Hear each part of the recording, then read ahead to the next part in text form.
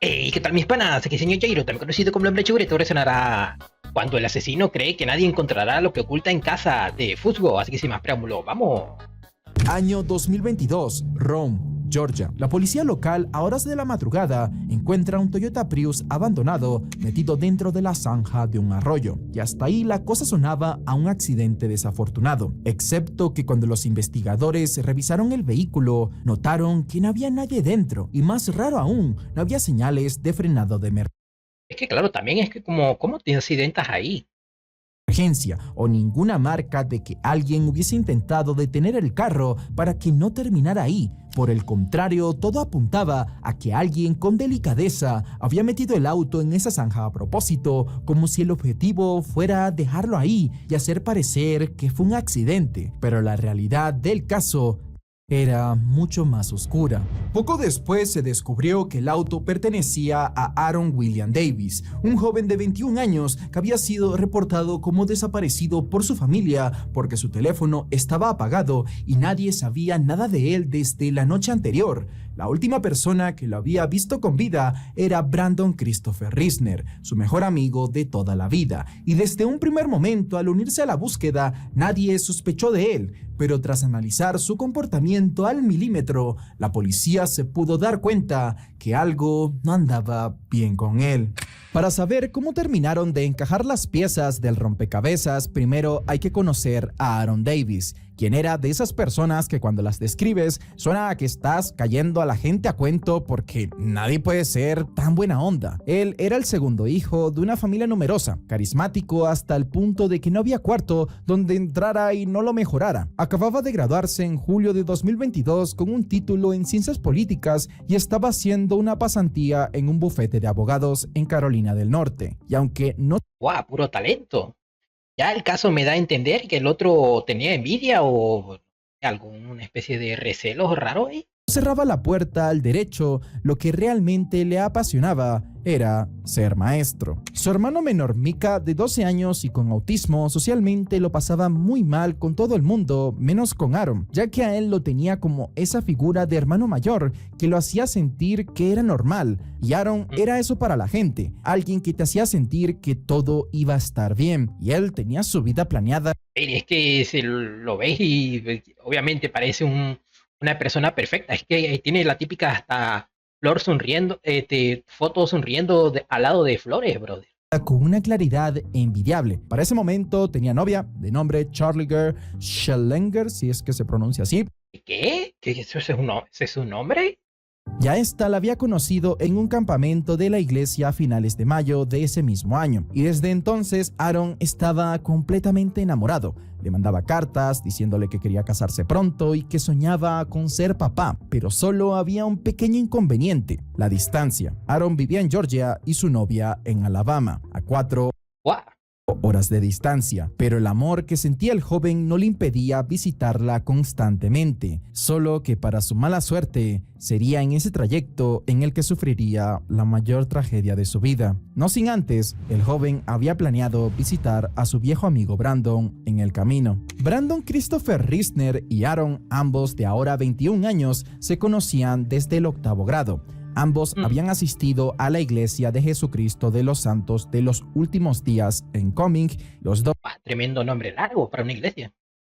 fueron misioneros en su momento, y la amistad fue tan estrecha que con el tiempo las familias casi que se fusionaron. Brandon se quedaba a dormir en casa de los Davis con tanta frecuencia que la mamá de Aaron lo trataba literalmente como a un hijo más. Le cocinaba, lo llevaba a comer fuera, a la feria y a donde sea. Era parte del círculo íntimo de una familia que no tenía ninguna razón para sospechar nada de él. No obstante, Brandon y Aaron eran completamente distintos en personalidad. Aaron era extrovertido, social, siempre hacia afuera, y Brandon era todo lo contrario: introvertido, reservado, de los que piensan demasiado y dicen poco. Trabajaba como actor de terror en una casa embrujada en Canton, Georgia, algo que encajaba perfectamente con su personalidad, y en sus ratos libres componía música y subía canciones a sus plataformas digitales. Canciones a las que vamos a prestarle cierto detalle más adelante, pero que sepan Segura alguna letra medio turbia o bizarra habrá ahí. que no eran para nada unas bachatas de amor, ¿ok? Desde hacía varios meses, Brandon no estaba bien. Sus allegados lo describían irritado, ansioso y fuera de sí casi todo el tiempo. Esto se atribuía como que al estrés de la universidad o a problemas laborales, pero la gente sabía que había algo más, que el chico no era normal. Sus padres incluso tuvieron que ir a recogerlo a la universidad porque los ataques de ansiedad eran tan fuertes y los pensamientos tan oscuros que en cualquier momento se pensaba que podía explotar y quién sabe si podía hacerse daño a sí mismo o a alguien más, y además alguien debía asegurarse de que tomara correctamente sus medicamentos. Desde niño, Brandon había sido diagnosticado con síndrome de Tourette. Tampoco era ningún secreto que tenía una relación complicada con el alcohol y la lechuga del diablo. Lo que sí era un secreto y uno muy bien guardado era lo que llevaba meses pasando por su cabeza. Ese viernes 11 de noviembre de 2022, Aaron llamó a Brandon para avisarle que pasaría a visitarlo de camino a Alabama. Rome quedaba aproximadamente a la mitad de camino de donde vivía su novia, así que tenía todo el sentido del mundo hacer la parada. Aaron le avisó a sus padres el plan: ver a Brandon primero y continuar con el viaje después. Todo completamente normal, todo completamente chill, pero lo que nadie en esa ecuación sabía era que Brandon Risner ya tenía sus propios planes para esa noche y llevaba semanas pensando en ellos. Esa tarde, los chicos salieron juntos a una cervecería local de Rome, pero lo raro de todo esto era que Aaron prácticamente no bebía, era abstemio, y a cualquiera de su familia y amigos que le preguntaran, decían que Aaron nunca tomaba ni una gota de alcohol, pero el chico aceptó la invitación por cortesía porque sabía que Brandon estaba atravesando por un mal momento y no quería hacerlo sentir incómodo. Guau, es que un tipazo, o sea, no bebía, pero aceptó beber por primera vez por su amigo. Guau, es que era un tipazo. Pero lo que no sabían era que Brandon estaba pidiendo cervezas de alto contenido alcohólico de Guau, es que claro, una persona que nunca bebió, beber alcohol con alto grado de alcohol, bro. forma deliberada porque conocía perfectamente que Aaron no tenía tolerancia al alcohol y sabía exactamente el efecto que eso tendría. De esta manera, el dúo estuvo en varios bares del centro de la ciudad y para cuando regresaron En varios bares. A ver, yo no bebo, yo sí no bebo nada, soy abstemio también, pero ¿por qué razón beberías en varios bares a la vez? O sea, nunca he bebido y no sé si eso sea normal entre la gente que bebe. El hecho de beber en un sitio y luego irte y beber en otro sitio. O sea, qué complicado, ¿no? ¿Por qué no quedarte en un solo sitio y ya?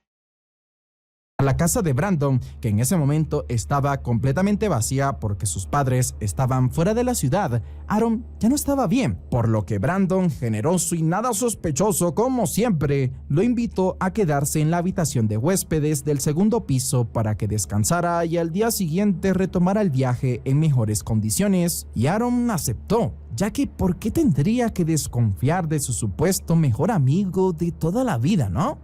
Pues que claro, es eso. O sea, ¿cómo desconfiarías de tu mejor amigo? Y claro, es que era un tipazo. O sea, obviamente sabría que su amigo tenía problemas y estas cuestiones, pero, guau, es que digo, jodido, bro. O sea, que te traicione tu mejor amigo.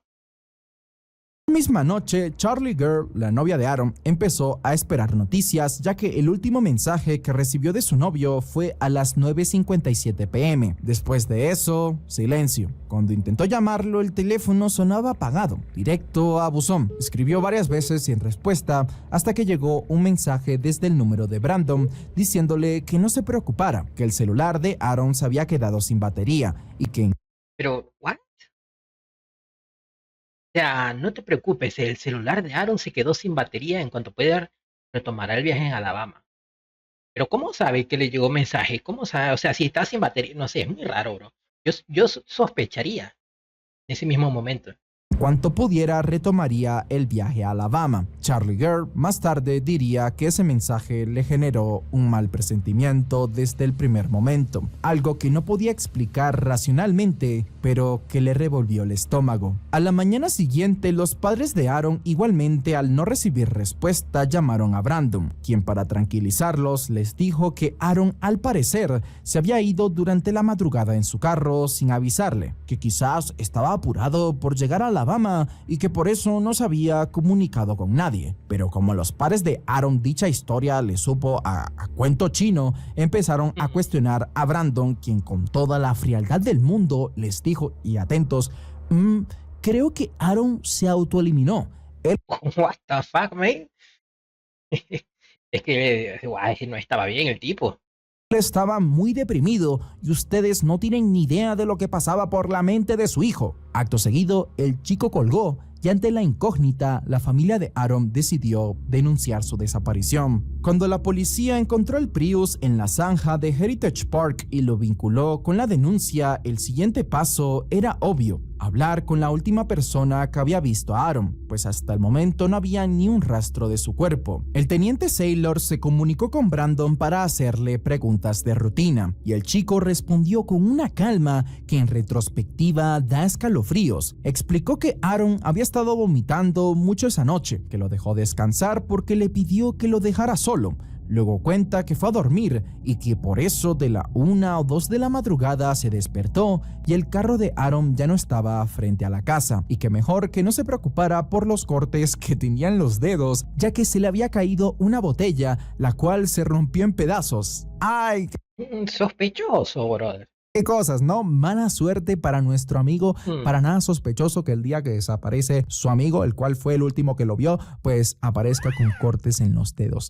¡Qué coincidencia! La teoría de Brandon, que hasta el día de hoy nadie recuerda habérsela preguntado, fue que Aaron probablemente se fue a un hotel a dormir por la resaca y que por eso no respondía a las llamadas. Que lo más seguro era que no estaba en tanto peligro como creían. Sí, claro, brother, porque alguien va a dejar su auto abandonado en una zanja en medio de la nada y no va a responder su celular y va a estar completamente tranquilo. Sí, claro que sí, campeón. Unas horas después, sin previo aviso, varias patrullas se presentaron directamente en el domicilio de los Risner. Brandon estaba ahí y, como cualquier hombre inocente, dijo que no tenía ningún inconveniente en que revisaran lo que quisieran en el hogar, pero desde el primer momento estaba claro que las cosas no andaban bien. Apenas comenzaron. Es que sí tiene un poquito cara de psicópata, por lo menos.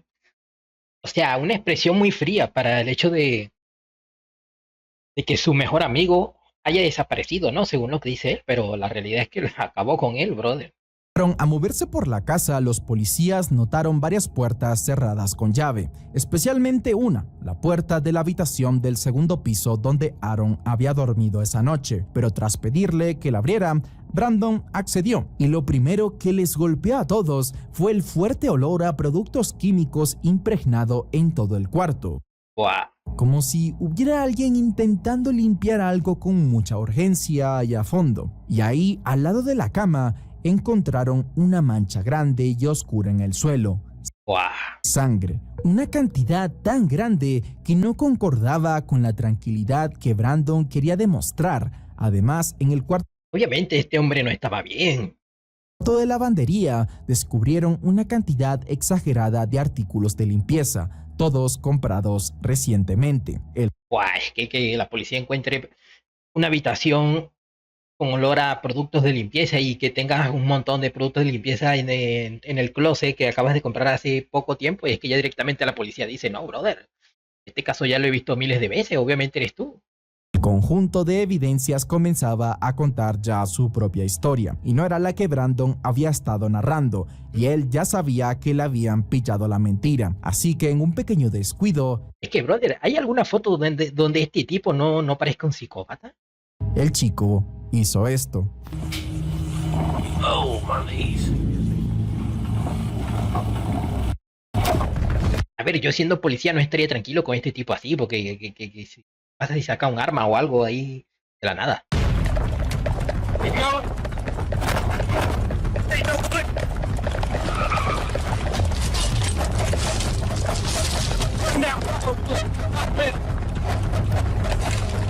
Debido a las rosquillas, los oficiales no pudieron capturar a Brandon, quien se perdió de vista tras saltar una cerca, por lo que las autoridades cerraron toda la... Bueno, rosquillas, no veo a este tan gordo, la verdad, como suelen ser algunos policías de Estados Unidos. Supongo que el Brandon estaba bien físicamente.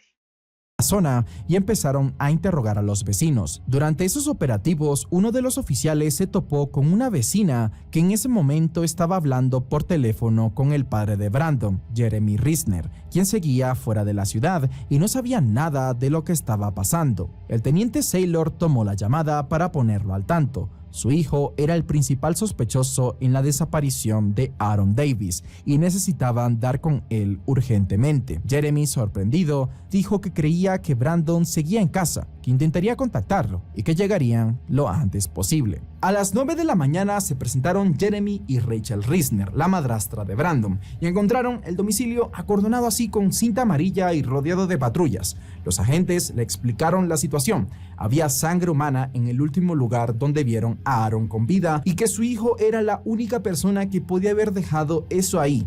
Y tampoco es que había que pensar mucho, ya que el que saliera corriendo ya ponía al man como el sospechoso principal. Y es que salió corriendo. La cosa que le dijo a su madre, bueno, a la madre de Aaron, el mensaje ese medio turbio, la historia esa que se inventaba del tipo que a lo mejor no está desaparecido, que simplemente a lo mejor estaba en un hotel, y de paso salir huyendo, brother, o sea, no sé. Y bueno, y la innegable mancha de sangre y productos de limpieza por todas partes que compró hace poco. No creo que se haya puesto a correr porque se enteró que Fugo subió un nuevo video y quería verlo en privacidad.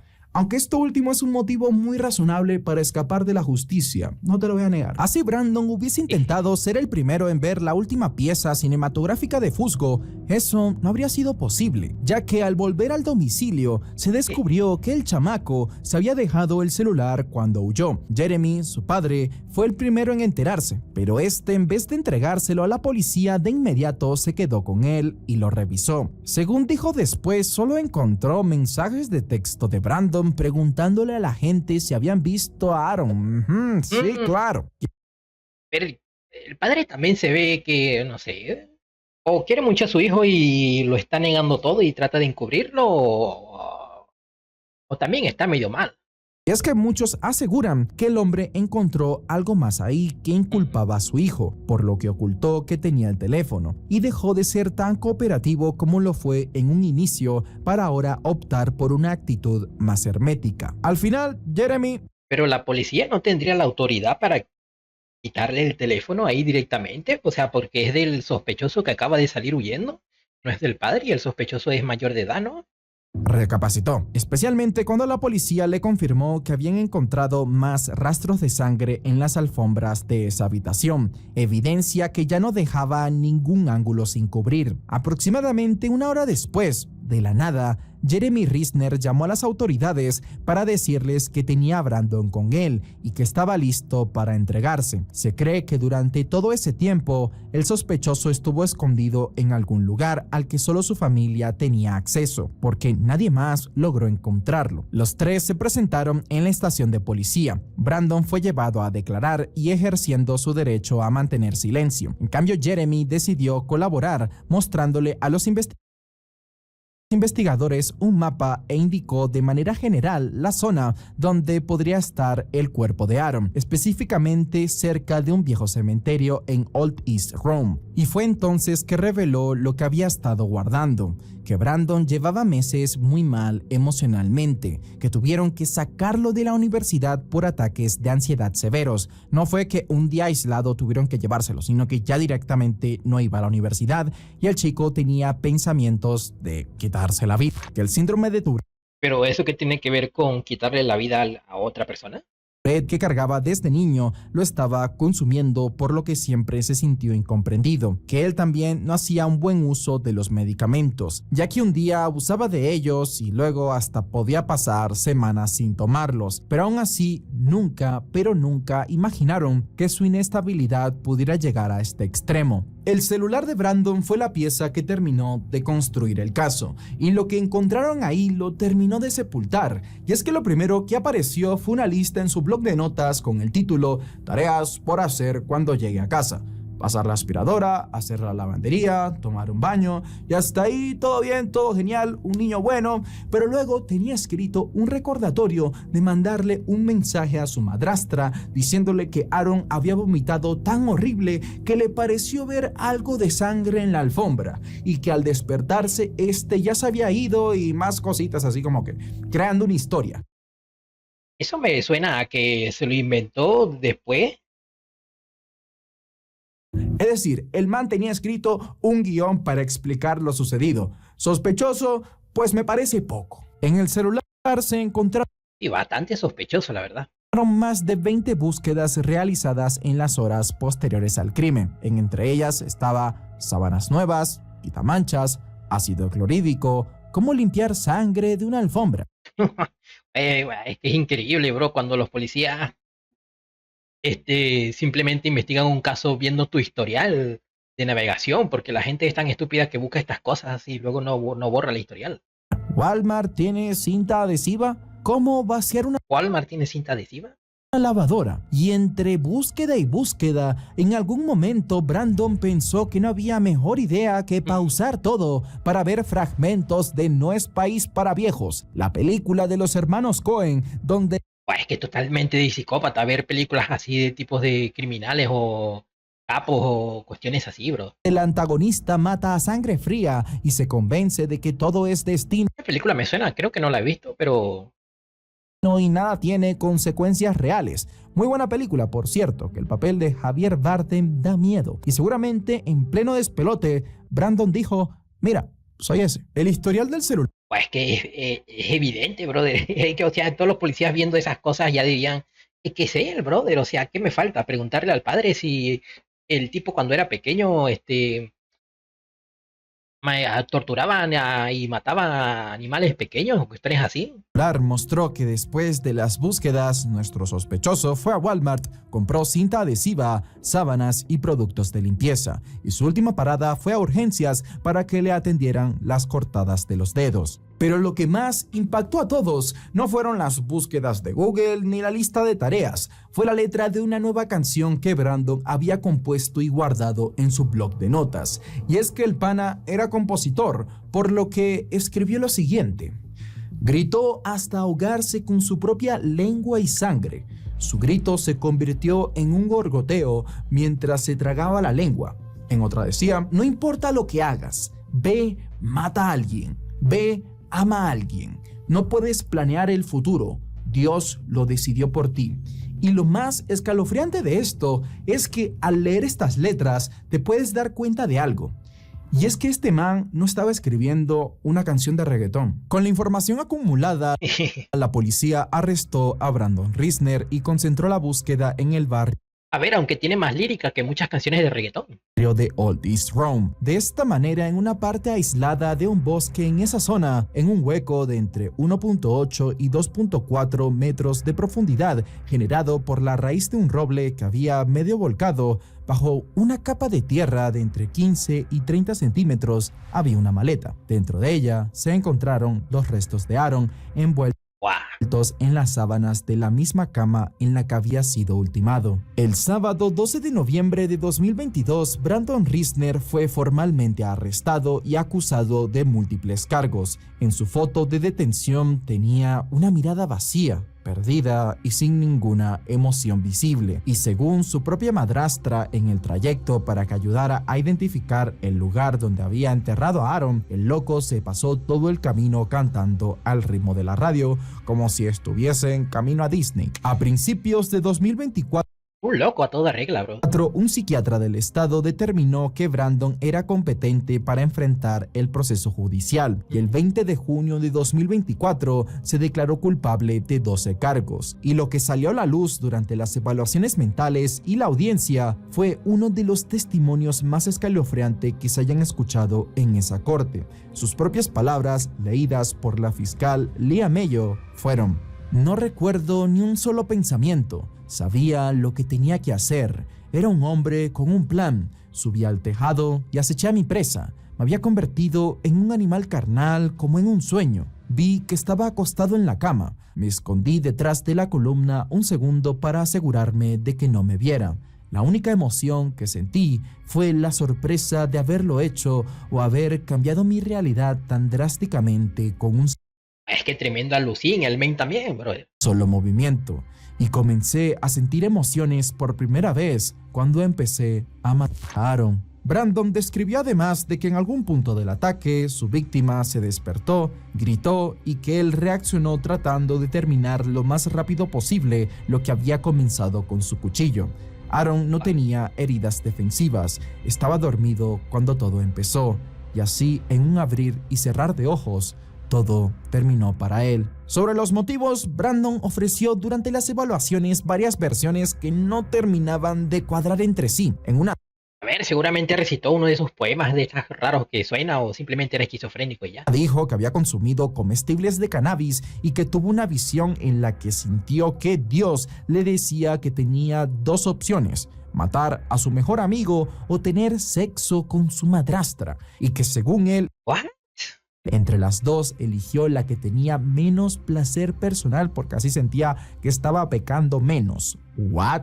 En otra versión, Y tremendo enfermo el men. dijo que temía que Aaron fuese a matar a sus hermanos menores. En otra, que necesitaba matarlo para que su hermana regresara de una misión en el extranjero. También declaró que cuando Aaron lo llamó esa mañana para avisarle que pasaría a visitarlo, él sintió que era el destino, sobre todo porque sabía que estarían completamente solos. Y todo esto, según sus propias palabras, era algo en lo que había estado pensando desde hacía un par de meses. La fiscal Buah, es que desde luego, brother, ese tipo, buah. Mayor resumió todo con una claridad muy acertada, y era que si Brandon predicaba que todo estaba predestinado por Dios y que no existían consecuencias reales por los actos, entonces no había razón para moderarse, y si no hay remordimiento real, no hay posibilidad de rehabilitación. El 18 de julio de 2024 fue la audiencia de la sentencia. Acá habló la madre de Aaron, Sarah Davis, quien miró al juez y le dijo: creo que Brandon planeó cuidadosamente el asesinato de Aaron. Le cocinó Pues es que claro, también es lo jodido que esta tipa que esté viendo técnicamente al men que crió como uno más de sus hijos, porque o sea, lo quería mucho bastante y, buah, y darse cuenta de eso.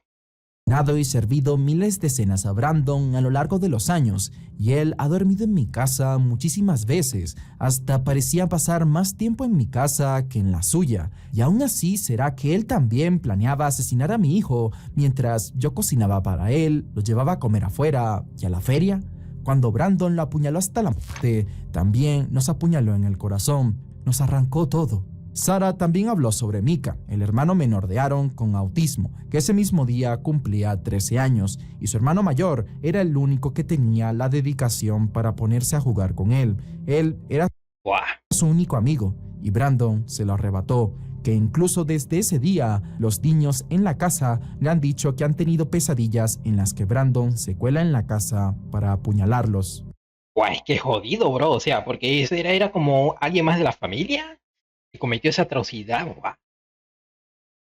Muy retorcido. 15 años antes, la familia Davis había perdido a otro hijo, un bebé de 8 meses que murió Buah, por ahogamiento accidental. Sobrevivieron a eso juntos, apoyándose en su fe, pero lamentablemente la vida les dio esta otra tragedia. Charlie Girl, la novia de Aaron, también subió al estrado. La chica contó que Brandon le mintió diciéndole que el teléfono de Aaron no tenía batería y que este había vuelto a casa para buscar un Nintendo Switch.